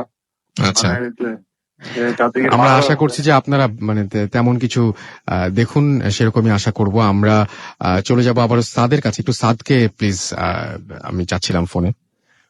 আপনার আশেপাশে কি সাদ আছে? আমরা এখন কথা বলছি আমাদের আউটডোর ব্রডকাস্টার সাদের সাথে। সাদ, আমাদের এখানে আমরা জানি যে এয়ারটেল থেকে সিলেক্টেড কিছু গেস্ট রয়েছেন, মানে সিলেক্টেড কিছু লিসনার রয়েছেন আমাদের। আমরা তাদের মধ্যে আর একজনের সাথে একটু কথা বলতে চাই, যদি সেটা অ্যারেঞ্জ করা যায় তাহলে খুব ভালো হয়। সেটা কি এখন সম্ভব এই মুহূর্তে? আমাদের এখানে অনেক গেস্ট আছে আজকে যারা সিলেক্টেড লিসনার, তাদের মধ্যে একজনের সাথে আমি এই মুহূর্তে দিচ্ছি। আমি দিচ্ছি মিঠুনের কাছে। হ্যালো, জি, ওয়ালাইকুম আসসালাম। জি মিঠুন, কেমন আছেন? জি, ভালো। মিঠুন, এই মুহূর্তে আপনাদের যে এয়ারটেল থেকে আপনারা সিলেক্টেড হচ্ছেন এবং এখানে আমাদের ভূত FM থেকে সিলেক্টেড কিছু গেস্ট রয়েছে, সবাই মিলে আপনারা একটা জায়গায়, এবং আপনারা অপেক্ষা করছেন কিছু ঘটে কিনা সেটা দেখার জন্য। কেমন লাগছে এই মুহূর্তটা একটু আমাকে যদি বোঝাতেন যে কিরকম লাগছে, আপনার অনুভূতিটা কি? আসলে এখানে আমরা যে প্লেসটাতে আছি, তিনটা পাহাড়ের মাঝখানে আর কি একটা জায়গা, খুব থমথমে একটা পরিবেশ। আর আমার এখানে কিন্তু প্রচুর কুয়াশা, ঠান্ডা, কিন্তু তারপরও কেমন যেন একটা গরম গরম ফিল হচ্ছে। আচ্ছা আচ্ছা। আর আর কিছুক্ষণ আগে একটা আমরা দেখলাম যে হালকা ভাবে একটু বোঝা গেল যে একটু লাইট, আমরা আর কি টর্চ লাইট নিয়ে আসছিলাম, একটা টর্চ লাইটে থ্রো করার পরে কিছু একটা জায়গায় আর কি সোয়ারের লাইনের যে একটা হোল থাকে, লাইক ওইটার মতো একটা হোল আমরা দেখতে পেলাম। কিছুক্ষণ পর আবারও ওই জায়গাটার মধ্যে টর্চটা দেওয়ার পর ওই হোলটা আমরা খুঁজে পাইনি। আচ্ছা আচ্ছা আচ্ছা আচ্ছা আচ্ছা আচ্ছা। সো কি মনে হয় আজকে কিছু ঘটবে মিঠুন? মনে হচ্ছে কি আর কি এতদিন তো আর কি যেটা শুনেছি, কিন্তু আজকে যেটা বাস্তবে এসে দেখলাম আর কি, একটা পুরো আর কি একটা ভয় লাগার মতো একটা পরিস্থিতি। কারণ এই জায়গাটা আমরা আর কি যে আর কি পাহাড়টার কাছে আছে, এখান থেকে আমরা উঠতে মাঝে গিয়েছি, কিন্তু ওইখান থেকে আবার একটু ব্যাক করে নেমে আসছি, কারণ ওখানে এত উঠতে গিয়ে আর কি এক্সপিরিয়েন্স করার মতো আর কি সাহসটা পাইনি। ওকে, সো আমরা আবারও ফিরে আসবো আপনাদের কাছে আজকের মতো, মানে এখনকার মতো আমরা আবারও আপনাদেরকে টাটা করছি। একটু পরে আবারও ফিরে আসবো আপনাদের কাছে। সো আমরা এখন চলে যাচ্ছি আবার আমাদের স্টুডিওতে যে গেস্ট রয়েছেন তার কাছে, এবং তার মধ্যে আমি বলে দিই যে আমরা রাজবাড়ি ঘটনা শুনলাম একটু আগে আরফিন ভাইয়ের কাছ থেকে, এবং এখনো পর্যন্ত সেই প্রশংসা কিন্তু আসছেই। তো আমিও চাই যে আপনারা এরকম ঘটনা নিয়ে বারবার করে আসুন এবং সেই ঘটনাগুলো আমাদের পাঠাতে, আমাদের আমাদের ইমেল অ্যাড্রেসটি অবশ্যই মনে রাখতে হবে। সেই জন্য যেটা করতে হবে সেটা হচ্ছে আপনি নোট করে ফেলতে পারেন বা মনে রাখতে পারেন bhutfm@radiofurti.fm। আমাদের আর একটা ছোট্ট বিরতি নিতে হবে, যদি আপনারা কিছু মনে না করেন। ছোট্ট একটা বিরতি নিতে হবে এবং বিরতির পরে আমরা আবারও ফিরে আসছি গেস্টের কাছে। সেই পর্যন্ত আমাদের সঙ্গেই থাকুন প্লিজ, কোথাও যাবেন না। স্টে টিউনড রেডিও ফুর্তি এন্ড ডোন্ট স্টপ দ্য ফুর্তি।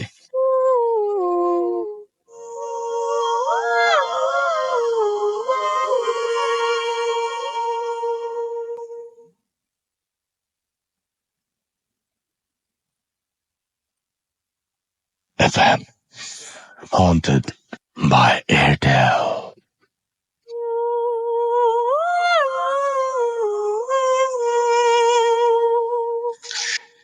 শুনছেন সবসময় রেডিও ফুর্তি, চলছে ভূত এফএম হন্টেড বাই এয়ারটেল। ঘড়িতে সময় রাত 12:55। আমি রাসেল আছি, সাথে আমার সাথে রয়েছে মাসুম এবং আজকের অতিথিরা।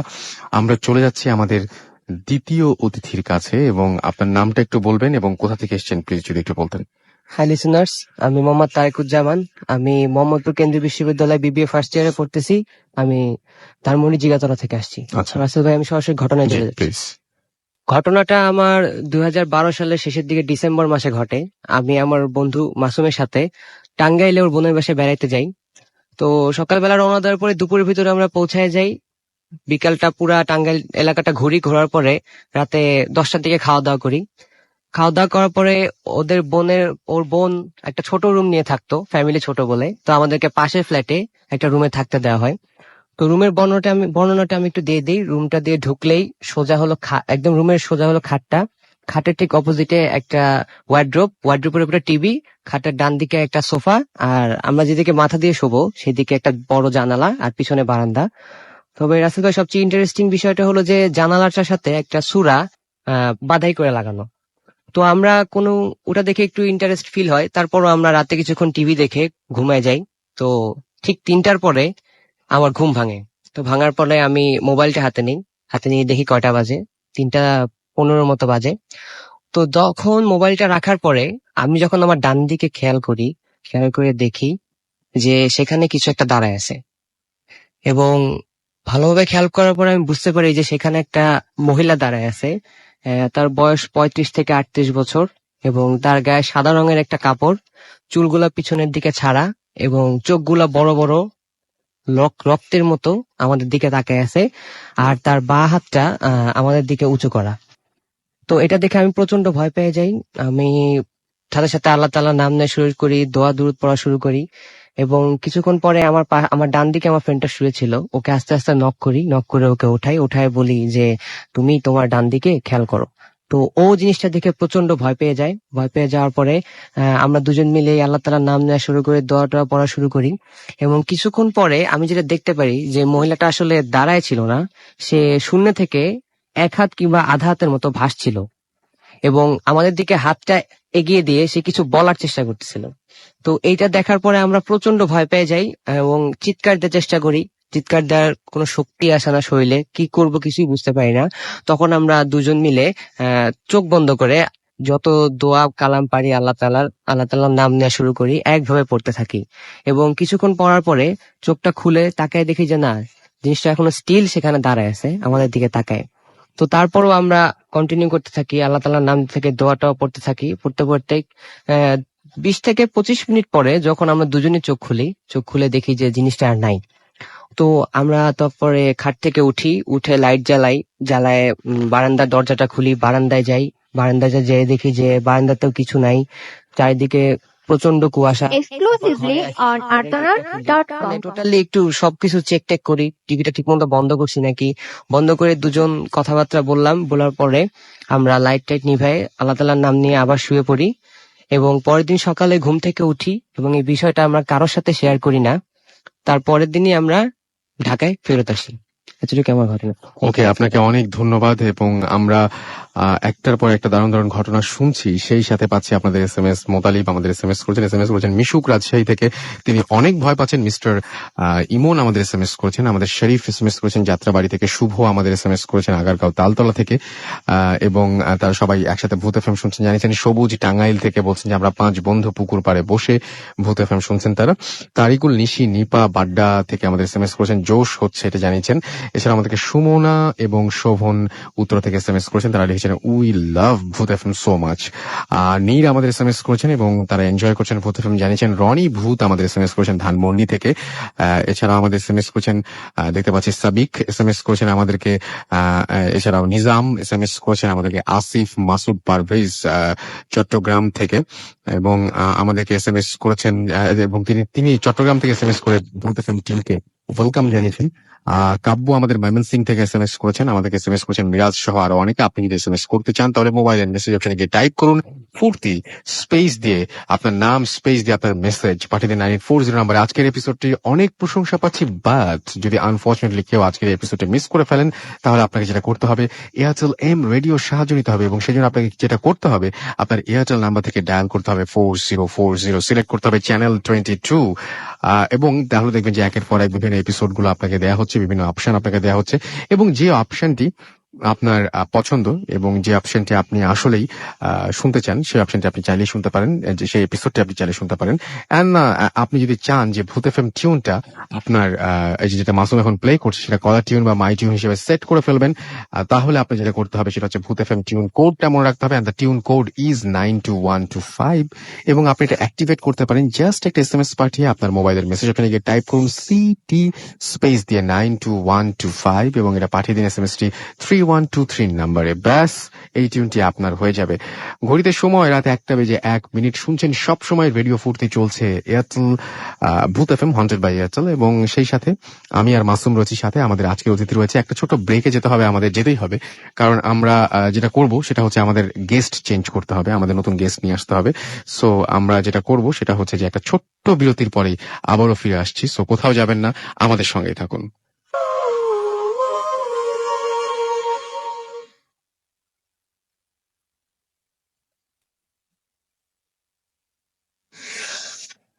FM haunted by Airtel.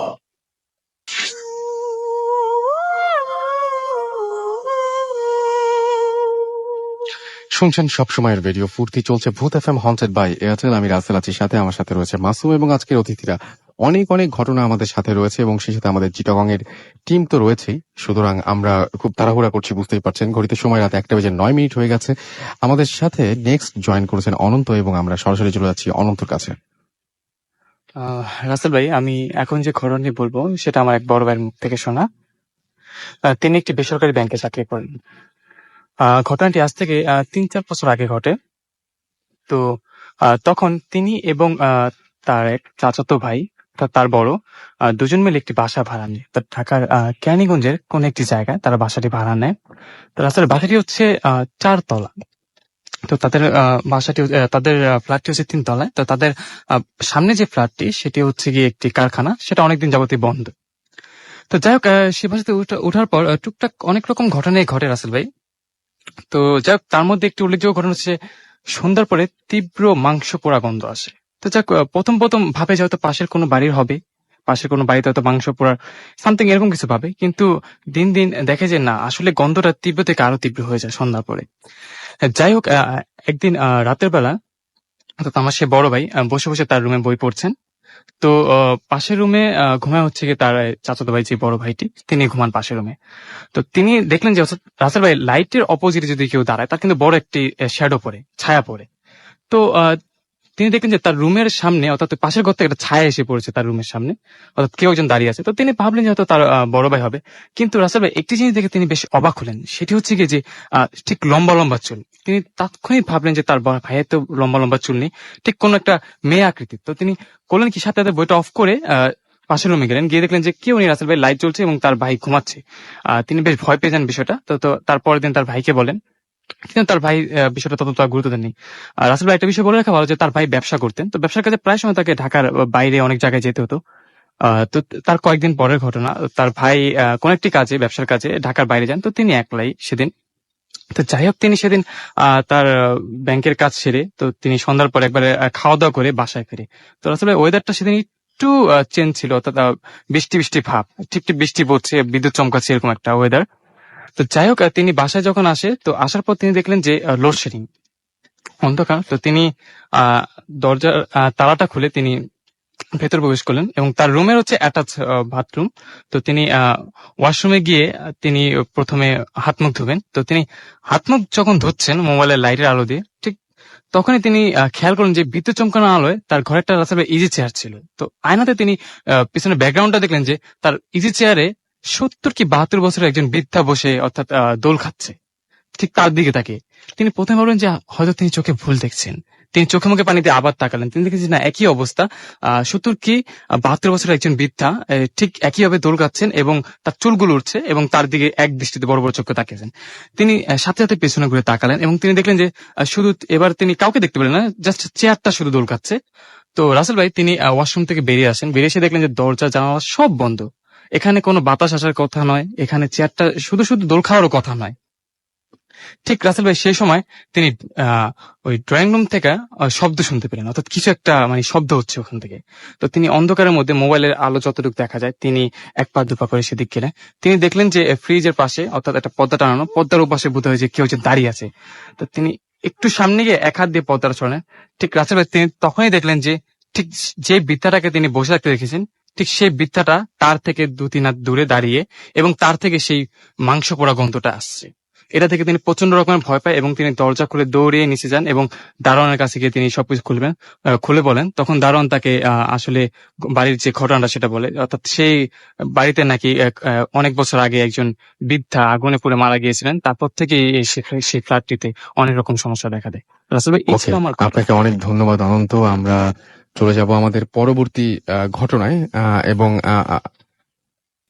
আর সেই সাথে আমরা তার মাঝখানে আমরা একবার একটু চিটাগংয়ে যাব এবং চিটাগংয়ে গিয়ে আমরা দেখবো যে চিটাগংয়ের সবাই কি করছে। তার আগে কিছু SMS পড়ে ফেলি। বিপ্লব আমাদেরকে মানিক দিয়া থেকে SMS করেছেন এবং তিনি বলছেন যে আজকের ভূত FM জোস হচ্ছে। কে আমাকে লিখেছেন যে স্টোরিটা ইন্টারেস্টিং ছিল এবং ভালো ছিল, তাই তিনি লিখেছেন। সৌরভ আমাকে লিখেছেন, আমাকে SMS করেছেন এবং তারা 3 তলা মার্কেটের ওপরে একটা ছোট রুমে আছেন, তারা সবাই শুনছেন আমাদেরকে। রবিউল আওয়াল SMS করেছেন সৈকত আমাদেরকে। মামুন নারায়ণগঞ্জ থেকে SMS করেছেন। এছাড়া আমাদেরকে আফরিন রাজশাহী থেকে SMS করেছেন, আমাদেরকে SMS করেছেন। দেখতে পাচ্ছি আমাদেরকে অর্ণব, এছাড়া অর্ণব পরে আমাদের SMS করেছেন রাকিব তুষার। এছাড়াও দেখতে পাচ্ছি সুমন SMS করেছেন রিপন ধানমন্ডি থেকে। SMS করেছেন আমাদেরকে দেখতে পাচ্ছি দীপক, সজীব, রুবেল, প্যারিস, জয়ন্ত, নিশ এবং সাফি, এরা সবাই আমাদের SMS করেছেন। শুভ আমাদের SMS করেছেন আমাদেরকে এস এ বনি, SMS করেছেন ডানা সহ আরো অনেকে। তো আমরা চলে যাব একটু চট্টগ্রামে এবং চট্টগ্রামে আপনারা সবাই জানেন যে ভূত FM থেকে নির্বাচিত এবং এয়ারটেল থেকে নির্বাচিত আমাদের বিভিন্ন লিসেনাররা আছেন ওখানে এবং তারা এক্সপেরিয়েন্স করছেন, সেটা জিনিসের মধ্যে যাচ্ছেন তারা। এবং সেখানে আছেন আমাদের রেডিও ফুর্তির আউটডোর ব্রডকাস্টার সাদ এবং যে কোঅর্ডিনেট করছে আর কি পুরো জিনিসটা, এবং এছাড়া আছেন সুমন। তারা সবাই আছেন আমাদের রেডিও ফুর্তির পক্ষ থেকে গেছেন। আমরা তাদের সাথে একটু কথা বলবো। হ্যালো হ্যাঁ সাদ, এই মুহূর্তে কি অবস্থা? ভাই আমি সুমন। সুমন, আচ্ছা। এই মুহূর্তে আমরা আগের জায়গা থেকে একটু সরে এসেছি আর একটু ভিতরে। আচ্ছা।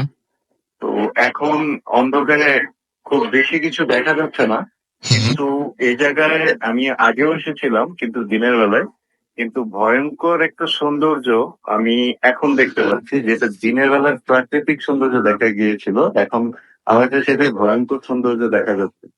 আচ্ছা আচ্ছা, আপনাদের সঙ্গে যারা আছেন সবাই মিলে এই মুহূর্তে আপনার অনুভূতি আমরা জানলাম। তো আমরা জানি যে এয়ারটেল থেকেও নির্বাচিত বেশ কিছু আমাদের লিসেনাররা গেছেন, তো আমরা তাদের সাথে একটু কথা বলতে পারি। সুমন? হ্যাঁ, আমার সাথে এখন আছে দিনার। আপনি দিনার সাথে কথা বলতে পারেন। ওকে, তো আমরা এখন কথা বলবো দিনারের সাথে। জি, ওয়ালাইকুম আসসালাম। দিনার, কিরকম লাগছে এই মুহূর্তে আপনার? জি ভাইয়া, যেমনটা শোন ভাইয়া বলুন যে আমরা পানির উপরে আছি, আমরা মানে অনেকটা সাহস দেখিয়েছিলাম পাহাড়ের উপরে ওঠার মতো। এখানে এত ডার্কনেস এবং চারদিকে একটা ভূতের অবস্থা, মানে আমাদের আশেপাশে আরো কতগুলো পাহাড় আছে, তো মানে সেখানে আমরা কোনো মতেই উঠতে পারতেছিলাম না। আমাদের সাথে অনেকজন আছে, বাট আমরা কেউই সাহসের, সবাই সকালবেলা ভাবছি যে উপরে উঠবো, দেখবো কি আছে, বাট এখন যে সিচুয়েশন, মানে এই সিচুয়েশনে আমরা কেউ আমাদের মানে প্রুভ করতে পারতেছি না। তো আমি যেটা মনে করি, যারা নিজেদেরকে খুব সাহসী ভাবে, তাদের উচিত হবে যে এখানে এসে রাতের বেলা স্টে করে নিজেদের সাহসের পরীক্ষাটা দেওয়া। আচ্ছা, মানে আপনার তার মানে বলতে যাচ্ছেন যে চারপাশে যে অবস্থা সেই অবস্থাটা বেশ ভয়াবহ এবং আপনারা রীতিমতো ভয় পাচ্ছেন সেখানে। এখানে মানে পরিবেশটা টোটালি মানে হররেবল একটা পরিবেশ। আচ্ছা, এবং আমরা একটু আগে মানে বোর্ড থেকে একটা জিনিস খেয়াল করলাম যে আমাদের মানে পার্শ্ববর্তী একটা পাহাড়ের মধ্যে আমরা একটা স্টোরেজ লাইনের মতো একটা হোল দেখতে পেয়েছিলাম, যেটা একটু আগে একটা মেম্বার বললো, মানে সেটা আমরা সবাই খেয়াল করছি। বাট দেন সেখানে যখন আমরা সেকেন্ড টাইম যখন টপ লাইট করলাম, বাট সেখানে কোনো হোল ছিলই না। আচ্ছা, এটা আমাদের মানে এটা দেখে আমরা সবাই খুব ভয় পেয়েছি যে মানে ওই জিনিসটা হঠাৎ উধাও হয়ে গেল। মানে আমরা এই জায়গার সম্পর্কে যত রকম ঘটনা শুনেছি, এখানকার মানুষদের মুখ থেকে শুনেছি, মানে ফুললি ওই রকম, মানে পুরো সিচুয়েশনটাই ওই রকম, মানে খুব ওয়ান্টেড একটা প্লেস। ওকে, আপনাকে অনেক ধন্যবাদ। আমরা আবারও আপনাদের কাছে ফিরে আসবো এবং আগামী সপ্তাহ পর্যন্ত লিসনার্স আপনাদের ওয়েট করতে হবে যে কি ঘটেছিল সেটা জানতে। আমরা আপাতত আবারও ফিরে আসছি স্টুডিওতে এবং এই মুহূর্তে আমাদের আরো একজন গেস্ট আমাদের সঙ্গে রয়েছেন। আপনার নামটা আমরা গতবার আপনার ঘটনা শুনেছিলাম গত সপ্তাহে এবং সেই সাথে আপনি আপনার ঘটনা কিছু বাকি রেখেছিলেন, তো আমরা তার মধ্যে থেকে একটা ঘটনা শুনবো। ধন্যবাদ রাসেল ভাই। প্রিয় লিসেনার্স, আমি রফিকুল আলম, আমার বাড়ি ফেনী জেলার দাগনবিয়া থানা গোবিন্দপুর গ্রামে। আমি এসেছি ঢাকার নয়াপল্টন থেকে। আমি যে ঘটনাটা আপনাদের সাথে শেয়ার করবো সেটা হচ্ছে আমার ছোট ভাইকে নিয়ে ঘটনা এবং আমার সাথে ঘটনাটা 1998-99 সালের কথা। আমাদের গ্রামের নাম গোবিন্দপুর, একবার হিন্দু অধ্যুষিত গ্রাম। আপনারা হয়তো জানেন হিন্দু গ্রামগুলা প্রায় শ্মশান থাকে, ঘন জঙ্গল থাকে। তো আমাদের বাড়িটা মূল রাস্তা থেকে হাফ কিলো দূরে। আমার ভাই সেদিন বাড়িতে আসতে একটু রাত হয়ে গেছে। বড় রাস্তা থেকে নেমে একটা সাঁকো, সেটা অবশ্য এখন পুরো হয়ে গেছে, সাঁকো নামলে একটা শ্মশান। শ্মশানের উত্তর পাশে একটা বড় বাড়ি, বাড়িটার সামনে একটা বড় পুকুর, পুকুরের পূর্ব পাশে জঙ্গল, একটা মাটির উঁচু ঢিবি আছে এবং সেখানে একটা বড় তুলা গাছ ছিল। সেখান দিয়ে আমরা ভয় পেতাম বলে হাঁটতাম না, আমরা হাঁটতাম বাড়ির পশ্চিম পাশে পাশ দিয়ে, পুকুরের পশ্চিম পাশ দিয়ে। বাড়ির উত্তর পাশে ছিল জলপাই বাগান, আমরা সে বাগানের পাশ দিয়ে হাঁটতাম। আমার ভাই তখন কম বয়স ছিল, সেই খুব অন্ধকার রাত্রে ছিল, বাজার থেকে আসতেছিল। সাঁকো ফালাবার পরে তার খুব ভয় লাগতেছিল। সেই বাড়ি পর্যন্ত আসি, দেখলো যে প্রচন্ড সামনে কিছু দেখা যায় না, পিছনে কিছু দেখা যায় না, এত অন্ধকার। সে দেখলো একটা কুচকুচে কালো বিড়াল তাকে বারবার ডিস্টার্ব করতেছে। এদিক থেকে ঢুকে ওই দিক থেকে বের হয়ে যায়। সে খুব ভয় পাইছে, এত বেশি ডিস্টার্ব করছে, খুব ভয় পেল। তারপর সেই একসময় বিড়ালটাকে এত জোরে লাথি মারলো, লাথি মেরে সে এক দৌড়ে বাড়ি চলে আসলো। ঘটনা এখানে শেষ নয়। বাড়িতে আসার পরে খাওয়া দাওয়া করলো, খাওয়া দাওয়া করার পরে আমরা সবাই শুতে গেলাম। মাঝরাতে তার চিৎকারে আমাদের ঘুম ভেঙে যায়। আমরা উঠে দেখি আলো জ্বালানোর পরে সবাই উঠে দেখলাম যে সে কাঁপতেছে আর বলতেছে যে আমাকে টেনে নিয়ে যাচ্ছে, আমাকে টেনে নিয়ে যাচ্ছে। যাক, এরপর এই ঘটনার পর কয়েকদিন ঘটলো। ঘটার পর সে হুজুরের কাছে যায়, হুজুর তাকে পানি ফোড়া, তেল ফোড়া দেয়। কয়েকদিন বন্ধ ছিল। পরবর্তী ঘটনা আমার বিয়ের পরে 2001 বা 2002 সালের পরের ঘটনা। সেদিন আমার ভাই বাড়ি ছিল না, আমি সামনের রুমে শুয়েছি তার সাথে। সে আমার ডান পাশে শুয়েছে, আমি পশ্চিম দিকে, আমরা মাথা রেখে শুয়েছি। গ্রামে একটু তাড়াতাড়ি শুয়ে যায়, আমরা সেদিন তাড়াতাড়ি শুয়ে যাওয়ার পরে প্রায় 2টার দিকে আমার ঘুম ভেঙে যায়। ঘুম ভাঙলেও আমার তন্দ্রা সন্ধ্যা ছিল, কিন্তু আমি চোখ খুলতে পারতেছি না। হঠাৎ অনুভব করলাম একটা অস্পষ্ট ছায়া আমার শরীরের উপর দিয়ে আমার বাইরের দিকে চলে গেল। কিন্তু আমি এটা বুঝতে পারছি, কিন্তু বুঝতে পারার পর আমি চোখ খুলে দেখলাম না। ঠিক কয়েক সেকেন্ডের পর আমার ঘুম চলে আসে। আসার পরে কিছুক্ষণ পরে তার চিৎকার শুনি আমার ভাই আমাকে জড়িয়ে ধরছে। আর সেই দেখলাম যে একটা ছায়া আকৃতি তার 2 পা ধরে টেনে নিয়ে যাচ্ছে আমার শরীরের উপর দিয়ে। সে এত ভারী ছিল, আমি আর নড়তে পারতেছি না। আমি কি বাইকে ধরবো না তাকেই ধরবো? দস্তাদস্তি এক পর্যায়ে মশারি খুলে পড়ে এবং তার চিৎকার, আমি তো চোখ খুলে দেখতেছি সে তাকে টেনে নিয়ে যাচ্ছে আর খামচে ধরেছে তার 2 পায়ে। চিৎকার করলাম, মা সহ সবাই তখন জেগে উঠলো। আলো জ্বালানোর পর দেখলাম আমার ভাই কাঁপতেছিল। তার আলোতে দেখলাম 2টা হাত দিয়ে যে তার পা ধরছে, দাগ পড়ে গেছে এবং লালচে দাগ পড়ে গেছে। তারপরে সেদিন আর কারো ঘুম হলো না। পরদিন সে আবার বড় হুজুরের কাছে যায়। হুজুর জিনের মাধ্যমে জানতে পারে সে যে কয়েক বছর আগে যাকে লাথি মেরেছে সে একটা খারাপ জিন ছিল, এই জিনটা এখন তাকে ছাড়বে না, মেরে ফেলবে। তারপর হুজুর তাকে তাবিজ দিছে, কয়েক বছর উপদ্রব বন্ধ ছিল, এদের মধ্যে সে আঘাত আর করেনি। হঠাৎ তার তাবিজ হারিয়ে গেল। গত রমজানের ঈদে আমার ভাই এখন বিয়ে করেছে, তার বয়স এখন প্রায় 31, 2 সন্তানের জনক। তার শ্বশুর বাড়িতে সে বেড়াতে গিয়েছিল। রমজানের ঈদের পরদিন রাতে প্রায় মাঝরাতে তার চিৎকারে বাড়ির লোকজন চোর এসেছে বলে সবাই জেগে উঠে, সে প্রচন্ড চিৎকার করতেছিল। সবাই ভাবছে চোর আসলো, তার দেশি অস্ত্র নিয়ে বাড়ির বেরিয়ে পড়লো যে কোথায় কি হলো। পরে তারা প্রকৃত ঘটনা জানার পর আসলে আমার ভাই খুবই লজ্জা পেল। লজ্জা পাওয়ারই কথা। আমি প্রিয় লিসনারদের কাছে জানতে চাইবো, আসলে আপনাদের কাছে এরকম কোনো সমাধান আছে কিনা? যদি সমাধান থেকে থাকে আমাদেরকে সহযোগিতা করবেন। ধন্যবাদ সবাইকে। আপনাকে অনেক ধন্যবাদ। আমাদের কাছে বেশ কিছু এসএমএস রয়েছে। মঞ্জু মিরপুর থেকে আমাদের এসএমএস করেছেন এবং আমাদেরকে তিনি জানিয়েছেন যে আজকের ঘটনাগুলো অনেক ভালো লাগছে তার কাছে। আকাশ আমাদেরকে আমবাগান রাজশাহী থেকে এসএমএস করেছেন এবং তার অনেক ভয় লাগছে জানিয়েছেন। মাসরুর আমাদের এসএমএস করেছেন। এছাড়া আমাদেরকে এসএমএস করেছেন ফাহিম, আমাদেরকে এসএমএস করেছেন রসুলপুর থেকে নাসিম। মঞ্জু মিরপুর 12 থেকে আমাদের এসএমএস করেছেন আমাদেরকে বিপ্লব নরসিংদী থেকে। সাদ্দাম আমাদেরকে মতলব নারায়ণগঞ্জ থেকে এসএমএস করেছেন। এছাড়াও আসিফ যশোর থেকে এসএমএস করেছেন। বেহু আমাদের এসএমএস করেছেন চট্টগ্রাম থেকে। আমাদেরকে ময়মনসিংহ থেকে জুবাই আমাদের এসএমএস করেছেন আমাদেরকে আতাউর রহমান নরসিংদী থেকে। এছাড়া আমাদেরকে ইমরান এসএমএস করেছেন আমাদেরকে কাউসার এসএমএস করেছেন টনি। তারা 5 বন্ধু মিলে ভূত এফএম শুনছেন। আমাদেরকে ফুর্তি শুভ এসএমএস করেছেন গাজীপুর থেকে। কবির আমাদের এসএমএস করেছেন আমাদেরকে নিজাম উদ্দিন নোয়াখালী থেকে। আমাদেরকে এছাড়াও মিল্টন নরসিংদী দাসপাড়া থেকে আবারও এসএমএস করেছেন। রেগুলার তিনি এসএমএস করেন এবং তিনি বলছেন আজকে ঘটনাগুলো সত্যি অনেক ভালো লাগছে। আমার ওয়াইফ সোনিয়া, তারপরে পড়তে পারলাম না এসএমএসটা। আমাদেরকে এছাড়াও কিশোর এসএমএস করেছেন জান্নাত এসএমএস করেছেন আমাদেরকে নূর ইসলাম মহিদ আমাদের এসএমএস করেছেন গাজীপুর থেকে। জোনায়েদ আমাদের চট্টগ্রাম থেকে এসএমএস করেছেন আমাদেরকে। অর্পা এসএমএস করেছেন আমাদেরকে মানিক যাত্রাবাড়ি থেকে। রাব্বি আমাদের রাজশাহী থেকে এসএমএস করেছেন। এছাড়া আমাদেরকে আমির হামজা এসএমএস করেছেন ময়মনসিংহ থেকে। এছাড়াও মাসুদ পারভেজ আমাদের এসএমএস করেছেন। আপনি যদি এসএমএস করতে চান তাহলে আপনার মোবাইলের মেসেজ অপশনে গিয়ে আপনি টাইপ করুন ফুর্তি FOORTI ফুর্তি স্পেস দিয়ে লিখুন আপনার নাম, স্পেস দিয়ে আপনার মেসেজ আর পাঠিয়ে দিন 9840 নাম্বারে। এবং যদি আপনি আপনার কোনো ঘটনা আমাদের পাঠাতে চান তাহলে আমাদের ইমেল অ্যাড্রেসে পাঠিয়ে দিন। আমাদের ঘটনা পাঠানোর নিয়মটি হচ্ছে আপনার ঘটনাটি লিখে ফেলুন এবং সেই সাথে আমাদের ইমেল অ্যাড্রেসটি নোট করে ফেলুন বা মনে রাখুন bhootfm@radiofurti.fm। এটা হচ্ছে আমাদের ইমেল অ্যাড্রেস। আর স্পেলিংটি হচ্ছে BHOOTFM@radioforti.fm। এখানে আপনি নাম, ঠিকানা এবং ফোন নাম্বার সহ আপনার ঘটনা পাঠাতে পারেন আপনার অডিও ক্লিপ। এবং আপনি অবশ্যই ঘটনার শুরুতে উল্লেখ করে দিন যে এই ঘটনাটি আপনি কিভাবে চান। আপনি চান কি যে স্টুডিওতে এসে এই ঘটনাটি সবার সাথে শেয়ার করতে, নাকি আপনি চান যে আমরা আপনার ঘটনাটি পড়ে শোনাই। আমরা আপনাদের সাথে সবসময় আছি এবং আপনাদের ভালো লাগাকে মাথায় রেখেই আমরা সব নতুন সংযোজন করছি ভূত এফএমে। এবং সেই সংযোজনের একটা অংশ যেটা আমরা গতবার একবার করেছিলাম, সেটা আবারও করলাম। সেটা হচ্ছে যে আমাদের টিমকে আমরা পাঠালাম ঢাকার বাইরে কোথাও। এবং এই প্রচেষ্টা আমাদের অব্যাহত থাকবে। আপনি যদি জানেন যে আপনাদের এলাকায় কোনো হন্টেড প্লেস থাকে, তার বর্ণনা এবং তার সেই ঘটনাগুলো, যে ঘটনাগুলো প্রচলিত আছে, সেই ঘটনাগুলো পাঠিয়ে দিন আমাদের এই ইমেল অ্যাড্রেসে। আমরা চেষ্টা করব ভূত এফএম টিম নিয়ে সেখানে পৌঁছে যাওয়ার।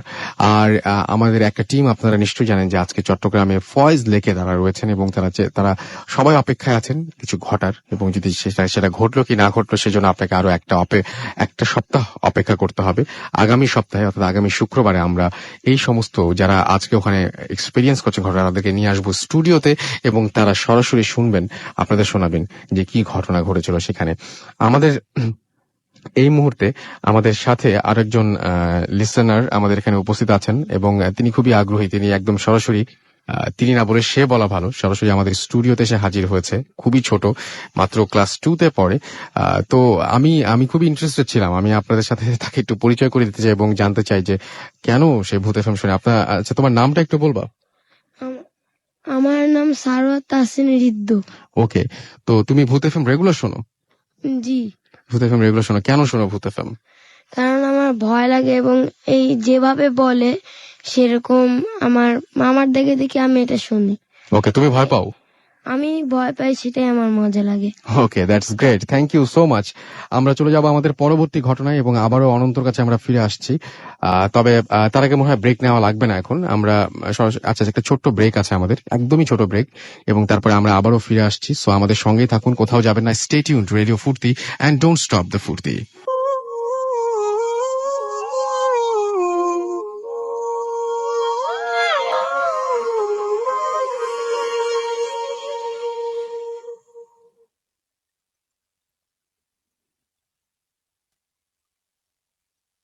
FM haunted by Airtel.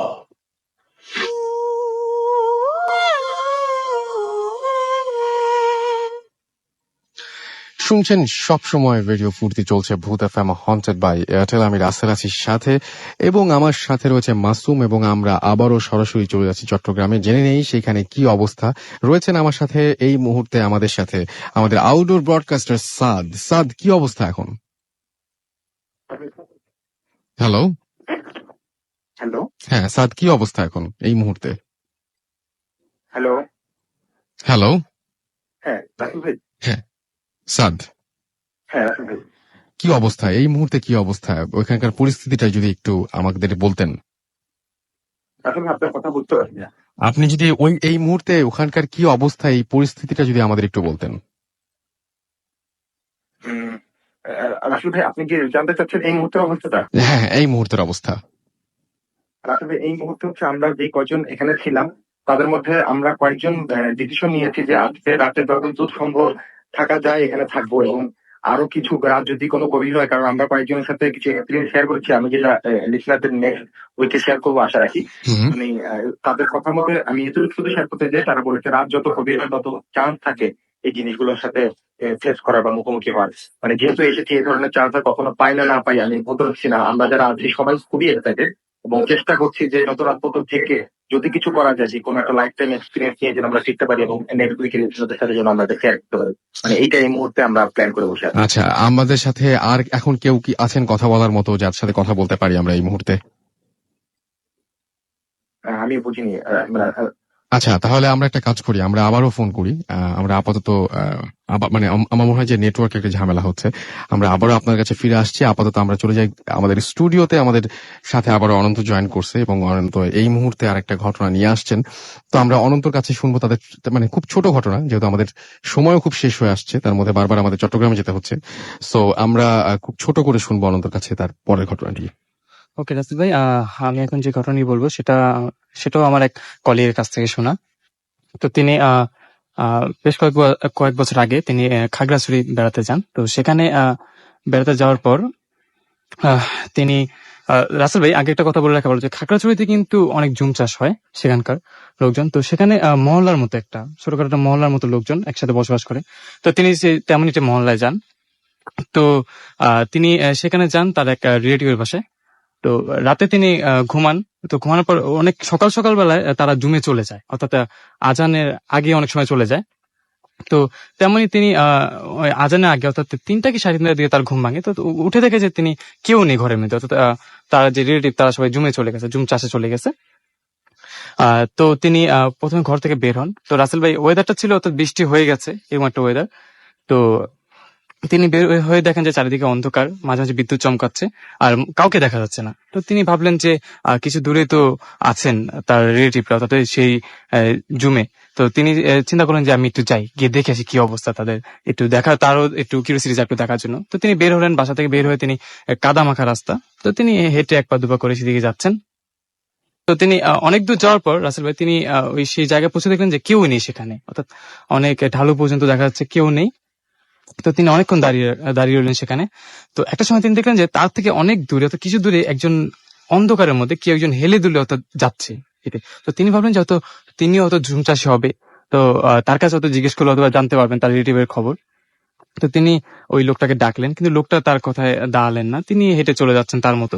তো রাসেল ভাই, ও কাদামাখা রাস্তা যেহেতু, তো ও খুব আস্তে আস্তে যাচ্ছে এবং লোকটাকে ডাকছে, কিন্তু লোকটা দাঁড়াচ্ছে না, লোকটা তার মতোই হেঁটে চলে যাচ্ছে, অর্থাৎ অন্ধকারে বোঝা যাচ্ছে। তো ওই পেছন দিয়ে হেঁটে যাচ্ছে। তো রাসেল ভাই, বিদ্যুৎ চমকানো আলোয় কিছু দূর যাওয়ার পর বিদ্যুৎ চমকানো আলোয় হঠাৎ ও দেখলো যে মানে লোকটা যে হেঁটে গেছে কাদার মধ্যে কোনো পায়ের চিহ্ন নেই, অর্থাৎ কোন একটা মানুষ হেঁটে গেলে রাসেল ভাই সেখানে কোনো পায়ের চিহ্ন থাকবে, কিন্তু সেখানে কোনো পায়ের চিহ্ন নেই। এবং ও আরো কিছু দূর এগিয়ে গিয়ে দেখলেন যে আসলে ও যেটাকে মানুষ ভেবেছে আসলে সেটা মানুষের আকৃতির কোনো মানুষ নয়, সেটা মানে মাটি থেকে অন্তত এক হাত উপরে কিছু একটা। তো রাসেল ভাই এটা দেখে ও ভীষণ ভয় পায় এবং খুব জোরে চিৎকার করে। তো তার কিছু দূরই থাকে তার সেই রিলেটিভরা, অর্থাৎ জুম চাষীরা। তো তারা ওর চিৎকার শুনে দৌড়ে আসে, এসে বলেন যে কি হয়েছে। তো ওনাদের কাছে তিনি ঘটনাটা খুলে বলেন যে এরকম এখানে ছিল। তো তারা বললেন যে আসলে এরকম মাঝে মাঝে এরকম সমস্যা হয় যে এরকম মানে লোক দেখে অনেকে পিছনে চলে যায় এবং পাহাড় থেকে পড়ে মারা যায়। তো রাসেল ভাই, এটা ছিল ছোট্ট ঘটনাটা আমার। ওকে, আমরা সরাসরি এখন চলে যাব তাহলে চট্টগ্রামে, এবং এই মুহূর্তে আমাদের সাথে রয়েছেন সাদ। আমরা সাদের সাথে সরাসরি কথা বলবো এবং দেখি যে এই মুহূর্তে আমরা জানি যে আমরা রেডিও ফুর্তি থেকে নির্বাচিত করেছি অনেককে এবং এয়ারটেল থেকে নির্বাচিত করেছি অনেককে, তো তাদের মধ্যে সাদ কার সাথে আমাদের কথা বলে দেয়।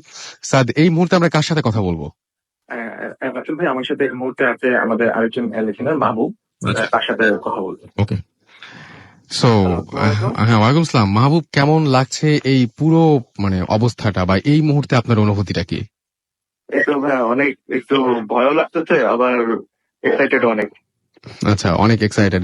আপনারা সবাই মিলে ছোট্ট একটা এক্সপেরিয়েন্স করেছেন, তো আপনারা সবাই তো শুনছি যে সারা রাতই সেখানে থাকবেন। কি মনে হচ্ছে অবস্থা দেখে? ওই যে দেখা যায় না যে আগেই একটা জায়গায় ঢুকে এমনি মাঝে মাঝে ফিল করি আমরা যেখানে কিছু একটা ঘটতে পারে, তো সেরকম কিছু কি আসলে মনে হচ্ছে আপনাদের যে না, কিছু একটা ঘটার সম্ভাবনা আছে, বা যে কোনো মুহূর্তে কোনো একটা কিছু ঘটে যেতে পারে?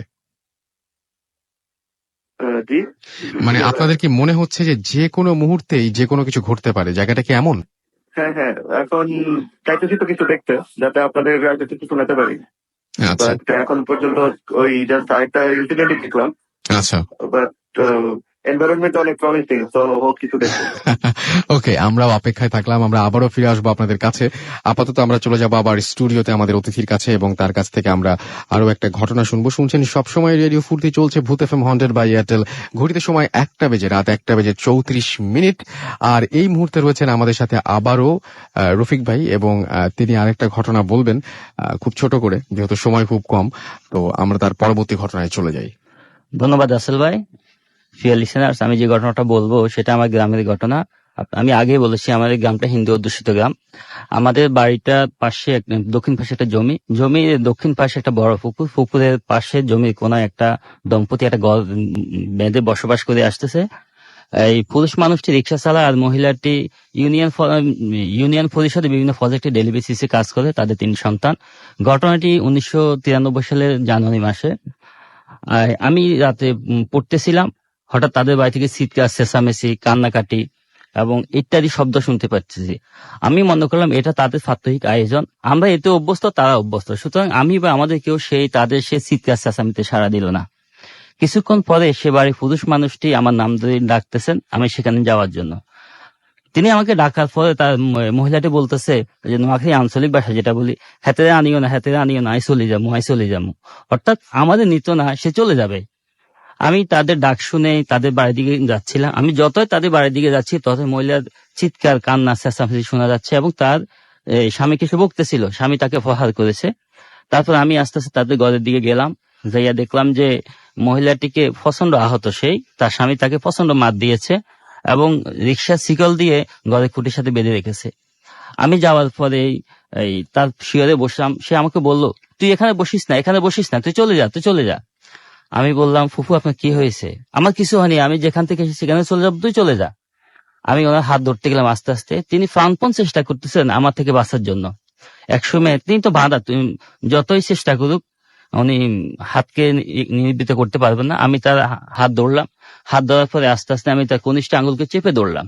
তিনি প্রচন্ড ভাবে চিৎকার করলেন। আমি আস্তে আস্তে সূরা নাস, ফালাক, সূরা ইখলাস, আয়াতুল কুরসি গুলা পড়ে তাকে ফু দিলাম।